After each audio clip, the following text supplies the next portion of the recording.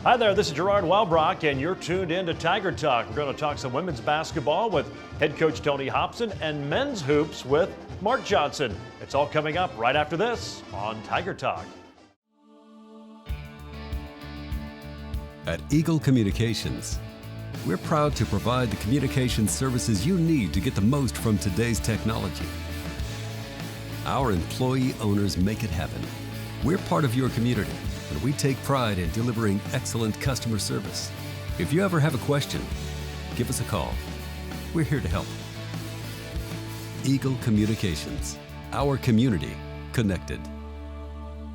Hello, everyone, and welcome into another installment of Tiger Talk as we talk some Fort Hays State men's and women's basketball. Certainly glad to have you with us tonight as we review a couple of big victories over rival Nebraska Kearney Saturday afternoon. Certainly wasn't easy. The Tiger women needed overtime, but they get the 82-75 victory to go to 9-0 and 3-0 in the MIAA. Meanwhile, the Tiger men, really solid game, especially on the offensive side for all 40 minutes, and they pick up the 9-point victory, get their first conference win of the year, and go 7-2. Now both teams set to hit the road for the first time in conference play, and for the men, the first time all year in a regular season game, and they go to Central Missouri on Thursday, and then to Bolivar to take on Southwest Baptist Saturday afternoon. Tiger Talk presented by the Golden Corral Buffet and Grill just north of the interstate in Hays, best buffet in the USA. We'll talk with women's coach Tony Hobson right after the break, right here on Tiger Talk.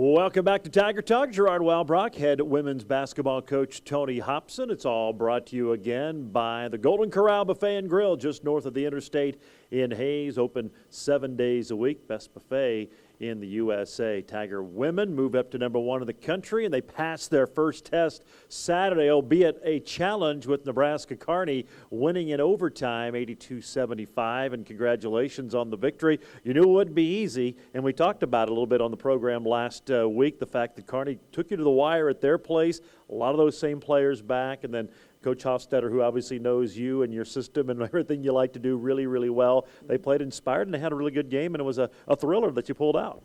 Well, we're going to have to get used to that kind of effort by the teams we play, because I think when you're ranked up there like we are, I think it just gives them added incentive to, to put it out there and to play as hard as possible and give themselves an opportunity to have a chance to knock off the number 1 team. So I think that is something that our team is going to have to grow accustomed to. If we want to stay up there, we're going to get the other team's best effort. Defensively, probably not as crisp as we have seen. I guess the good news, you shot the 3 ball really well and had a really good offensive game to kind of offset that. But really one of the first times this year that the defense maybe not as sharp and creating the turnovers and all of those things we'd become accustomed to in the first 8 games. Well, I think the turnover thing was okay. I mean, we turned them over 20 times. We only turned it over 8. But at the same time, there was probably a half a dozen times where we made just critical errors on either double teaming somebody or losing our man or a mistake in coverage that, most times we might do it once or twice a game. This time it seemed like every time we did that, they hit the big shot. And, they have great perimeter shooters, and you just cannot leave them and gamble quite as much. And we've got a lot of Kenny Rogers, the gamblers out there. When you have Nikki and Taylor Chandler out on the floor at the same time, they're and give them credit. I mean, they get a lot of steals that way too. It isn't always a bust, but against a good team with a good point guard like they have, who can take care of the ball for the most part, you have to limit those times when you want to gamble and leave your man and try to double team, and we got caught a couple times. Yeah, I guess it's a situation you got to kind of pick and choose, know when you can, and what maybe the game situation dictates when you can take a few more chances like that. Well, that's exactly right. And there was one time, especially late in the third quarter, early fourth, that I think we had a 4-point lead, finally had got kind of going, and we made one of those errors in transition, gave up a wide open three they hit, and then the next time we turned and double teamed a post player, and they back cut us and they made a layup. We gave them 5 points. We just handed it to them. So that would have been one of those times that it dictated just to play solid and make them score. So I thought between our lack of good transition defense and just some half-court mistakes, it wasn't our best defensive effort. Kind of an interesting game. You were behind at every quarter break and tied after the fourth, and then you finally take charge in the overtime. But this was a game your team really had to play from behind most of the afternoon. Well, we did. It reminded me kind of the Washburn game maybe a little bit. We don't want to have to rely on our three-point shooting and on outscoring people. Luckily, this game, it carried us. It carried us through, and Chelsea was very, very good offensively. Jill had a good second half. Nikki hit some shots. Paige hit a couple threes. So, we were fortunate that the ball was going in the basket because otherwise, it would have been a tough game to win. You mentioned Chelsea Mason, first career double-double, 24 points, 11 boards, 2 huge free throws. She had a couple of really good looks that maybe would have tied it late. They didn't go, got the foul call on the last one, and she hasn't shot the free throws particularly well this year, but boy, stepped up there nice and calm and knocked them both in to force the overtime. Yeah. I don't know what she would be as a career shooter. I think it's somewhere in the 60%. It's not great, but not Dwight Howard or anything. So the only saving grace there when she went to the line for me was that she'd been shooting the ball well during the game, and a lot of times that kind of carries over to the line. But those are clutch free throws when you have to make both of them. I think most people can go up there and relax when it's tied and they have 2 free throws and maybe, I only got to make one. But, boy, when you have to make both of them, it's the pressure was on, and she really came through. And then they got a pretty good look at the end of regulation, but a good job of getting the rebound. Time expired to force it into overtime, but they ended up getting a pretty good shot. Well, they did, and I don't think it was anything they drew up. I think the original play was to go to Becker, and we shut that off, and we shut the drive off, and then Starks kind of slipped the screen and got in there and got to the basket a little bit. We were lucky that we didn't foul her and that we did get the rebound. So once we got it to overtime, then you kind of take a deep breath. You get 5 more minutes to play, and you feel like you really dodged a bullet. Yeah, Nikki hit a big 3 to get you going, gave you the lead that you wouldn't give back. Tracy hit one, you got one from Jill Faxon that got you up by 5, which at that point was the largest lead of the game up to that point for you guys. So you got some key baskets, and then just felt like in the overtime period, you guys were in control the rest of the way. Well, once we did get that 5-point lead, I thought we played a lot more relaxed, and the ball going in the basket just solves so many problems. And so, Nikki hits a 3, Jill hits a 3. I believe Beth got to the line, hit a couple free throws, and then we kind of relaxed and finished the game.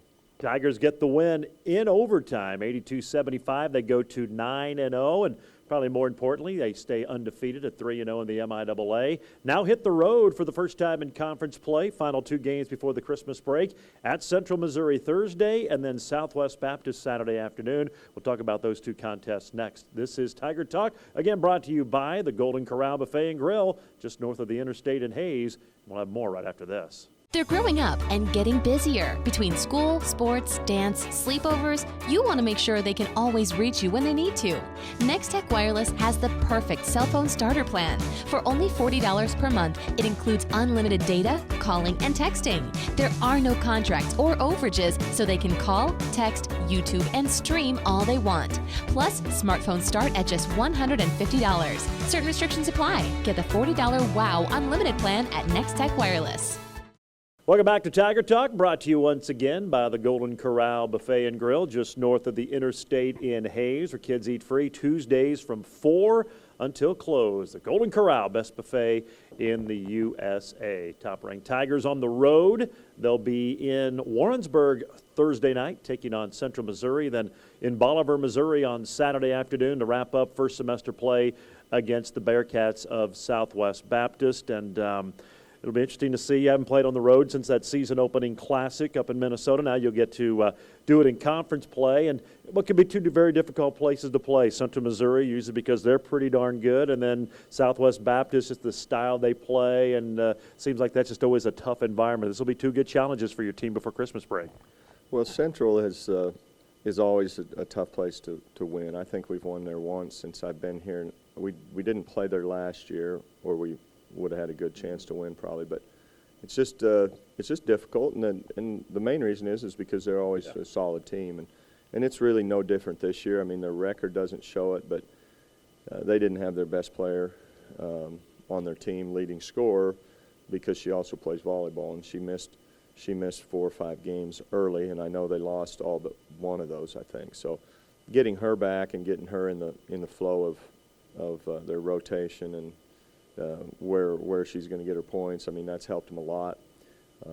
Last Saturday, they were tied after 3 quarters at Emporia, ended up losing by double digits, but if you can go into Emporia and play them even through 3 quarters, you're somebody to be reckoned with. So I anticipate a tough ball game. I wouldn't doubt that we don't see some zone. Last year they kind of surprised us and played us that whole first game zone. I wouldn't be surprised to see some of that. And, just a talented team with a lot of size. They have a great 3-point shooter. They have a new kid that's really athletic on the point. So haven't really looked at them a lot yet, but I know they'll be a tough team to handle.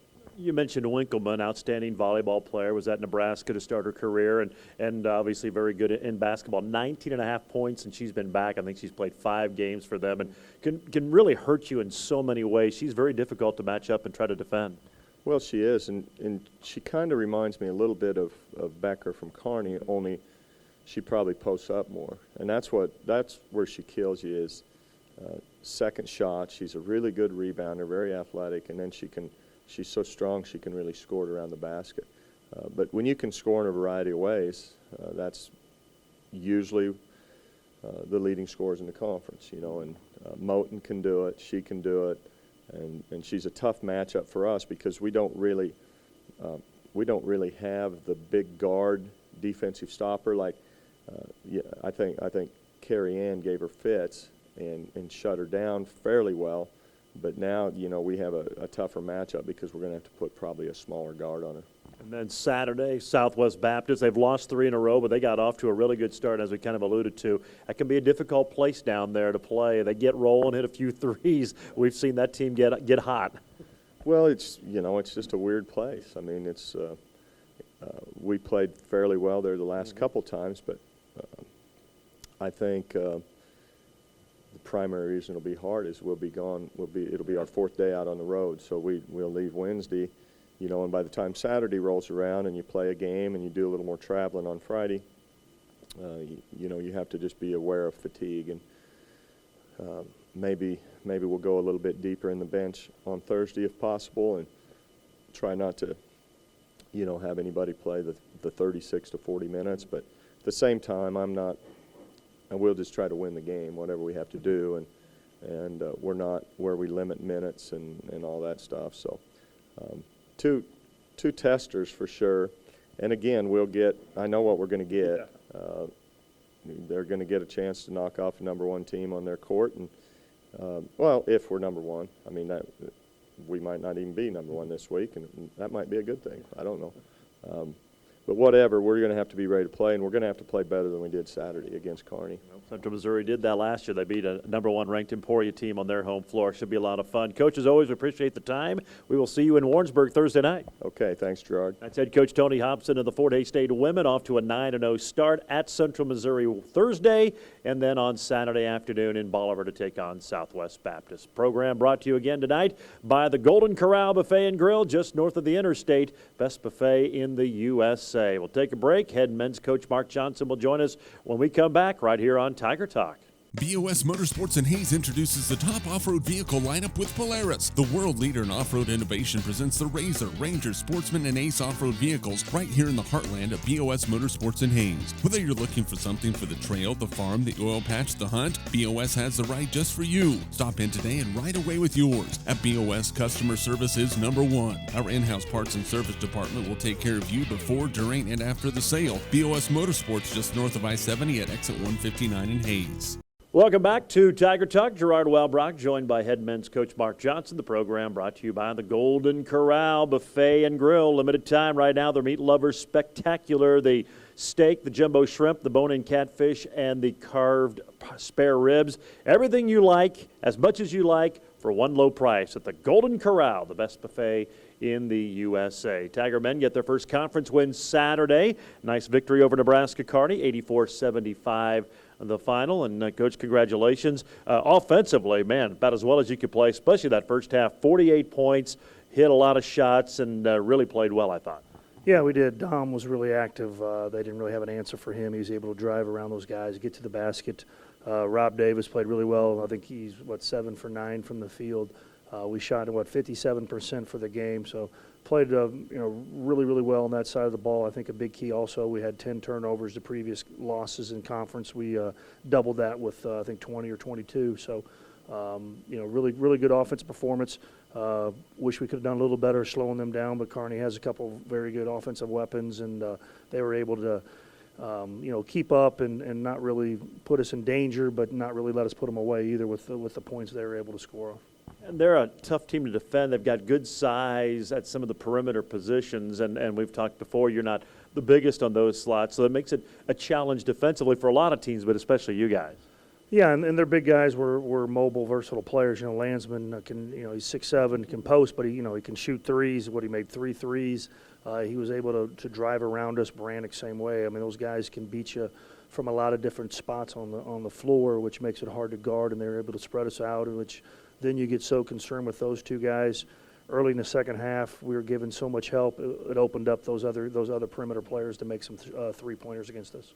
You mentioned Landsman. He probably wishes he could play in Hayes more because he's been over 30 in his 2 games so far, just a sophomore. And a lot of times I thought you defended him well. He's just a really tough player and for some reason really plays well at the Coliseum. Yeah, we'd like to have him here. He might as well, transfer here and so he can play in Gross every home game. But, yeah, I even felt one time, Dom, I'm not so sure he didn't get his hand on one of his three-pointers. He tipped it and it still went in. So he loves our arena. I think he's averaging now, 30.5 points a game for 2 games, and very talented player. But your team did a great job to get the win. And you talked about the turnovers. That has obviously been the biggest factor since Craig went down. It seemed like Kyler a little bit more in control. And not just him, everybody else on page. And it looks like that might be the key for your team this year. If you can keep that at a manageable number, it gives you guys a decent chance. Yeah, most games this year we've been able to score some points. Our biggest weakness at times has been not able to stop the other team at the level we'd like to, and then too many turnovers. Kearney was a team, they're not overly athletic and physical, so it seems the teams that are pretty athletic and physical gives us a little more fits and turning the ball over. So we did a better job. It'll be interesting now as we go forward here and play a Central Missouri team who's going to be an athletic team, and can we keep it around 10 turnovers again against that type of size and athleticism they're going to throw at us. I thought Jake Stoppel had a big game. He ends up scoring 14, has 5 boards, but he had to guard Baronic a good chunk of the day, and Baronic finishes with 19, but he got a lot of those late. For the most part, I felt you held him in check, and a lot of that credit goes to Jake. Yeah, I thought we did a good job on him. He got 19, but like I said, he got a lot of them late, kind of not real meaningful points, and he had to shoot 16 times to get that, and that's going to be a big key for us. I mean, we have to find ways to slow certain people down. A lot of times at our level, that 4-man is a pretty good offensive talent, and they can score inside and out. They can drive it. They're athletic players. So, we need Jake and Drew and Hadley and those guys able to be able to match up with those type of players and do a good job on them. And you kind of touched on it, but boy, what a big game for Adam. 28 points, a new career high for him. He also had 8 rebounds. He only missed 4 shots, 11 of 16. He's had a great senior year, but he was as good on Saturday as he has been at any time in his career. He really was. I mean, he's aggressive this year. He's looking to make plays. He's such a challenging matchup off the bounce. He can really drive in and put pressure on the defense from probably an unusual position. Most of us, like I said, we're not used to having centers driving in where you got to give help and help on centers. So it can be kind of a unique matchup, and we need him to play at a high level for sure if we're going to be successful this year. In 31 minutes, he had one foul in the ball game. That might be as impressive as anything. He's done such a good job this year to stay out of foul trouble. He's avoided getting the silly fouls, it seems like, and it's allowed him to play more. Yeah, he has. He's done a better job staying out of foul trouble. Also, what's probably hurts our defense at times, we really try to make sure we go down a double-team Dom's man so they can't play one-on-one and him get a silly foul or let them to put pressure on the officials. So in doing that at times, it's hurting our defense because we're having to double-team a lot, but we think it's too important to keep him out of foul trouble. So he's doing a much better job being smarter with what he's doing, and we've probably changed a little bit strategy-wise to try to prevent him from getting in foul trouble as much by double teaming his man and making his guy kind of get rid of it. Well, the Tigers get the 9-point win to move to 7-2, their first conference win, and a couple of big challenges here before the Christmas break. Thursday in Warrensburg against a very good Central Missouri team, and then Saturday afternoon in Bolivar, Missouri against Southwest Baptist. We'll talk all about it when we return right after this on Tiger Talk. At Eagle Communications, we're proud to provide the communication services you need to get the most from today's technology. Our employee owners make it happen. We're part of your community, and we take pride in delivering excellent customer service. If you ever have a question, give us a call. We're here to help. Eagle Communications, our community connected. Welcome back. It's our final segment tonight on Tiger Talk, presented by the Golden Corral Buffet and Grill, where you can enjoy the sunrise breakfast beginning at 7:30 on Saturdays and Sundays. And, of course, the best buffet in the USA, the Golden Corral, just north of the interstate in Hayes. Tigers on the road for the first time in regular season play, Thursday in Warrensburg against Central Missouri, and then Saturday afternoon in Bolivar against Southwest Baptist to wrap up play here in the first semester. And obviously two challenging games starting on Thursday night with Central Missouri. They're always at or near the top of the conference standings. They've been nationally ranked this year, so obviously a big challenge on the road for you guys starting Thursday night. Yeah, Central Missouri, very talented. They got size, they have length, they have athleticism. They have a very good point guard, transfer from Memphis that is as quick as anybody in the league. Probably, he's probably quick as the kid from Washburn, but, this guy probably has a little more game, can shoot it, finish a little better. So that'll be a real tough matchup. Up front, they're long and athletic, couple Division I transfers with size. So we're going to have to play very well. Going to have to find a way to slow them down somewhat. We know we're probably not going to be able to stop them by any means, but we got to be able to slow them down. And really at this stage, we got to be able to get in the 80s. We're going to have to find a way to score 80 points to give ourselves a chance to win, and that's not always easy. But great opportunity for us to go on the road and try to win some games. We kind of stubbed our toe at home, and that's really where you have the pressure of your home games. We didn't do quite the job we'd like to have in our first three, but now we have opportunities to get some of that back here with this week having two road games, and we can win one or two of these. I think it lets us gain some ground back and get ourselves back in the picture. You mentioned the Mules, some transfers. They've got a few people back from that great team a year ago that made the NCAA tournament, but a lot of newcomers, some D1 transfers, and it seemed like they blended in pretty well. They only have just the one loss this year, so it seemed like they gelled pretty quickly.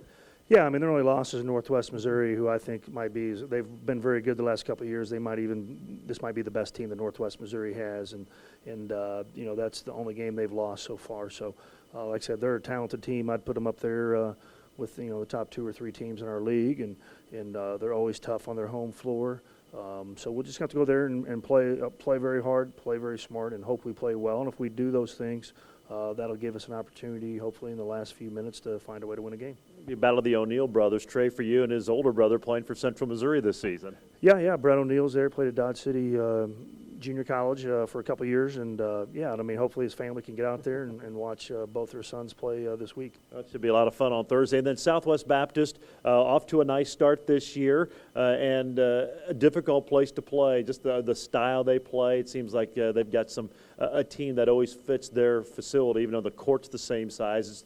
It's a unique environment out there. It'll be the final game before everybody departs for the Christmas break, which is always challenging. Yeah, I mean, it's kind of like them and Missouri Southern. It seems like every time we go on a road trip, we always play Baptist that second night. Same thing with Missouri Southern. You know, we always get them on the second night. At times can be a challenge to play. But they're a good team. They run that motion that kind of gives you fits. They have two good frontline players that transfer from Florida Gulf Coast at the 4, and then they got a big kid at the 5, and that'll be a difficult matchup for our bigs to try to slow them down. But again, these are opportunities for us. We need to look at it as opportunities. Not a whole lot of pressure. Again, this is just a way for us to get ourselves back in the picture here early on. If we can find a way to get 1 or 2 wins, like I said, on this road trip, and puts us in position coming back with 2 more home games coming up after Christmas. Hopefully maybe Craig will be back. And like I said, the second semester of those 17 games, we can really make a push.